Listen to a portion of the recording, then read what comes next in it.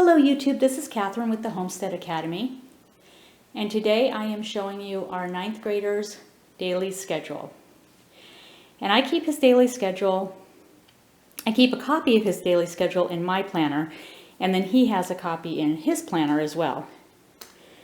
So in my planner I keep it in the back here, and my planner, which I had in another video, it comes with these sheet protectors, and I just keep it in one of those. I took it out just because of the glare.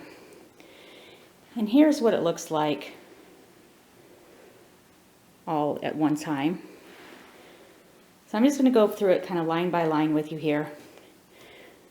And I have this covered up because his full name is on there. So first of all, I made this on a Word document, so really easy to do. And the reason that I have it to begin with is because, unfortunately, my son inherited some of my bad habits, and he is a procrastinator a little bit, and he's a daydreamer a little bit, and he gets easily sidetracked. And so I created this schedule not just for him, but for myself as well. And so far, it's only been the first week, y'all, but so far it's been working, and I don't see any reason why it won't continue to work well. The only way that it wouldn't work is if one of us sabotages it for ourselves. So anyway, at the top here I have the year, 2015-2016, the grade, he's in 9th grade, and the term, the first 6 weeks. I am doing my planning in 6 week blocks this year, so that's why that is there. And then at the top I just have Monday through Friday, and then the times going down. So we start our day at 6 a.m. and I know for a lot of homeschool families that seems crazy, but my son's actually a morning person, and he does better if he starts out and gets going early rather than starting later. I am not a morning person.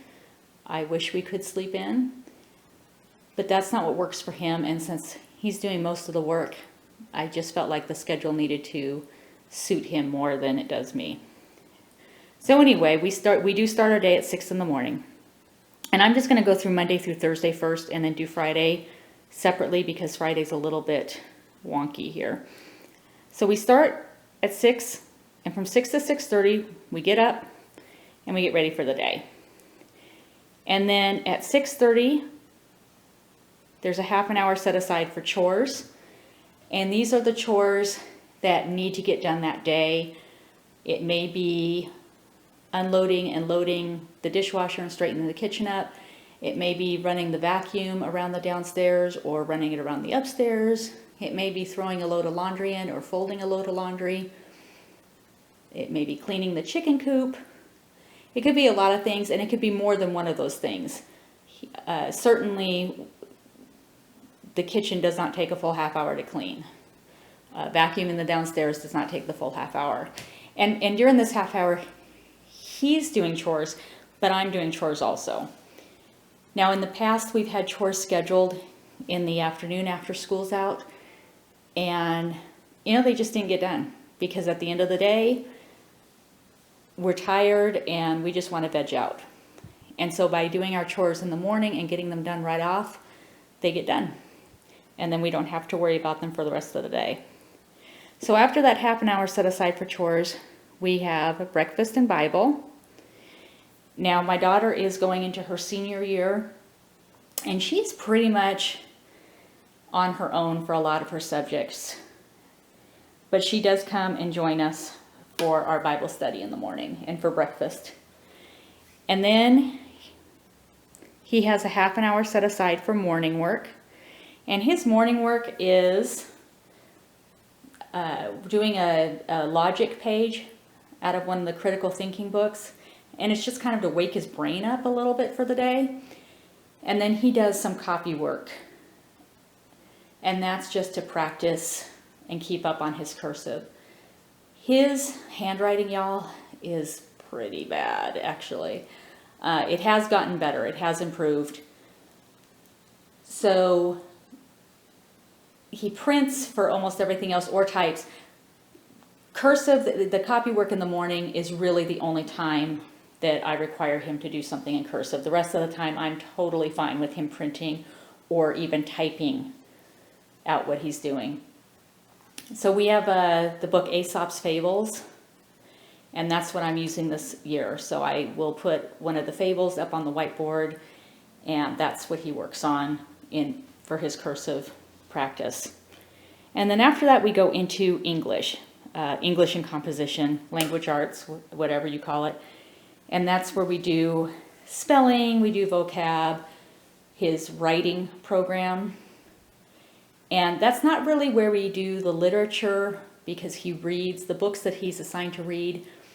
He will read at night or in the evening. But that's the time set aside for when we're doing, like, answering questions, or we discuss what he's reading. And then on Monday, Wednesday, and Thursday, he has a half an hour set aside to work on the analytical grammar book that he's doing this year. And then on Monday, Wednesday, and Thursday, he has a half an hour set aside for coding, and he's doing the Teen Coder Java program. And then on Tuesdays, he has an hour block set aside where we do history together. Scoot this up a little bit. So then on Monday, Wednesday, and Thursday is when we do our block of history. And the reason this is done this way is because I tried to make it every day kind of in the same order, where we do English, then history, then health. And that's how it's all set up. So that's why this looks a little bit goofy here. And so on Tuesday, during that block of 10 to 11, he has health. Now, algebra, his math class, we have at the same time every day. And the reason we have it right before lunch is because there's some cushion room in here to finish early. And he likes to take a nice leisurely lunch. He is a kid who could spend 2 hours on a lunch break and be just fine. So if he gets his stuff done and manages his time well, he will finish early, and then he has extra time to relax and have a nice leisurely lunch. And if he goofs around or daydreams or gets sidetracked and doesn't finish his stuff early, then he doesn't have that extra time at lunch. So at 12, we all sit down together, and my daughter joins us, and we have lunch together. And I don't know if you can see this, but it says lunch/CE, and that is current events. We subscribe to the local newspaper. We also get a couple of different news magazines, and then of course online stuff. And I try to pick topics that I feel are important, either locally, nationally, or globally. This last week, we've spent a lot of time talking about the Syrian refugee crisis. So that's how we spend our lunch. We eat and we talk about what's going on in the world, or going on in our town or in our country. And then we have a half an hour set aside for STEAM. And for those of you not familiar with STEAM, it stands for science, technology, engineering, art, and math. This is not a class he's graded on. This is something fun that we do just to break up the day. So on Monday, he will do, I'll find him some kind of fun little science experiment to work on. And sometimes it'll tie in and with a biology theme to it, because that's the science class he's taking this year. But oftentimes it won't be biology related. It'll just be some fun kind of experiment. Then on Tuesday, I have stuff for him for technology, stuff for engineering. Art will almost always tie in with history. We're doing ancient history right now, and so the art will tie in with that. Later on, towards the end of the year, we'll get into medieval history, and the art will change to more of that. And then math on Fridays. Something fun, something interesting, not something directly related to the math he's doing this year, although sometimes it will be that way. And then after that STEAM, we go into biology. Now on Wednesdays, And that has gotten out of focus, hasn't it? I'm sorry. See if I can bring this up. On Wednesdays, we have 2 hours set aside for biology because that's the day that we are going to do our experiments and our labs for the week. Then on Monday and Thursday, he has that hour for health. On Tuesday, there's that drum lesson. And then Monday through Thursday, there is an hour set aside for PE. This is something he and I both do together. And we have a program that we're going to be doing this year that we've kind of made up, but it's a variety of different things. There's not one specific thing we do the same every day. So then on Friday, the reason Friday looks a little goofy is because I like to have an early day on Friday. If I could get by with him being in high school and do a 4-day or 4-day school week, I would do that. He just has stuff he has to get done this year. So I don't know that that's realistic. But I have adjusted the day a little bit so that we can be off early. So we still get up at the same time at 6 o'clock, get up and get ready. We don't do chores that day. We do have our breakfast together, and then instead of Bible on Fridays, we are working through the Fallacy Detective. It's a logic-based course, critical thinking. We have that hour for English, that hour for history, that hour for health, hour for biology. Again, the math right before lunch and current events. So if he finishes early, he has a longer lunch. We do the math for STEAM. And then I'm done for the day. I get my early day. He has a 3-hour block set aside for any homework that he hasn't completed. Almost all of his homework will always be due either by the end of the day or at the end of the week. And one of the reasons that we homeschool, not the reason, but one of the reasons is I don't like my kids having 3 hours, 4 hours of homework at night. Evenings is set aside for family time. Evenings are set aside for family time. And I have made this schedule with cushion time, extra time built into it, and I've done that intentionally.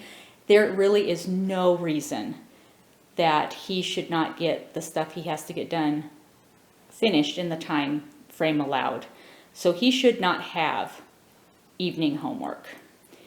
Weekends, again, that's set aside. I like our weekends to be free and to be fun and not to have that stress of homework hanging over our heads. So I want his stuff done by Friday. Now, if he's stayed on task and done what he's supposed to be doing, then he should not need this block for homework. He should be done at the same time I am at 1 o'clock on Friday.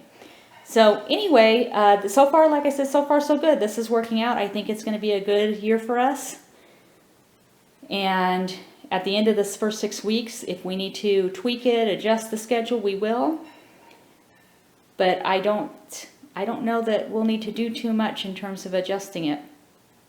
If you have any questions or comments, as always, leave them in the box below and I will answer them. I hope you all have a good homeschool year, and I'll talk to you later. Thanks for watching.